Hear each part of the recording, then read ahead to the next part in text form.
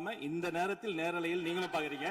அங்கிருந்து ஏழை ஒருமையில் விழித்து இந்த பக்கம் இருக்க உறுப்பினர்களை பார்த்து ஏழை அப்படின்னு ஒருமையில் விழிப்பதை உங்கள் மூலமாக கண்டிக்கிறேன். இன்று சட்டசபையில் தாவேகாவிற்கு எதிராக திமுக எம்எல்ஏக்கள் எழுந்து நின்று ஆவேசமாக சண்டையிட்டுள்ளது அதிர்ச்சியை ஏற்படுத்தியுள்ளது. உறுப்பினர்கள் உறுப்பினர் அமைதி காக்க வேண்டும். நேற்று எதிர்க்கட்சி தலைவர் பேசுகிற போதும் அவர் பேசுகிற எல்லாவற்றுக்கும் நான் அனுமதி அளித்தேன். அதில் பாயிண்டா கேளுங்க, அந்த விவாதத்தில் கேளுங்க. இப்போதும் மாண்புமிகு முதலமைச்சர் அவர்கள் பேசி முடித்த பிறகு நான் உங்களுக்கு அதுக்குரிய அவகாசத்தை தருகிறேன். நீங்க கேள்வி கேளுங்க. கேட்கிற உரிமையும் விளக்கத்தை பெற்றுக்கொள்ள உரிமை உங்களுக்கு இருக்கிறது. அதற்கு அவகாசம் நான் தருகிறேன்.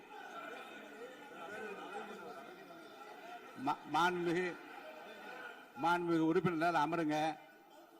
நான் என் தீர்ப்பை சொல்லுகிறேன்.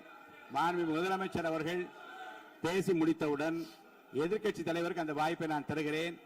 நிச்சயமா அந்த கேள்வி கேட்கலாம். உட்காருங்க எல்லாரும். பேரவை முன்னவர் பேசுங்க. மாண்பு பேரவைத் தலைவர் அவர்களே, இன்று இவர்கள் முயற்சி செய்வது அவர் ஆளுங்கட்சியாக இருக்கின்ற போது இருங்க, நான் சொல்லிடுறேன் ப்ளீஸ். ஒரே நிமிஷம் நான் சொல்லிடுறேன் ப்ளீஸ்.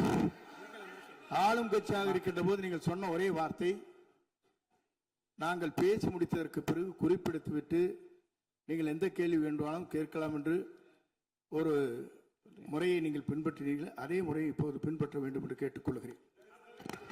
பள்ளிக்கல்வித்துறை அமைச்சர், பள்ளிக்கல்வித்துறை அமைச்சர். மாண்புமிகு பேரவைத் தலைவர் அவர்களே, நேற்றைய தினம் கூட எதிர்க்கட்சி தலைவர் சொன்னதை முழுமையாக கேட்டு இறுதியில் ஒரு வாய்ப்பு தந்தீங்க. அதுவும் இல்லாம இந்த நேரத்தில் நேரலையில் நீங்களும் பாக்குறீங்க.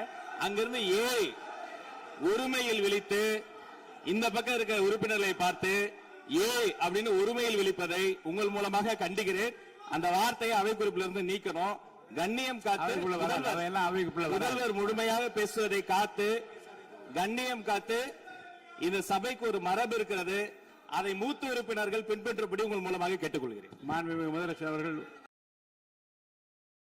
செய்திகளை உள்ளது உள்ளபடி தெரிந்து கொள்ள ரெஃப்ளெக்ட் நியூஸை சப்ஸ்கிரைப் பண்ணுங்க.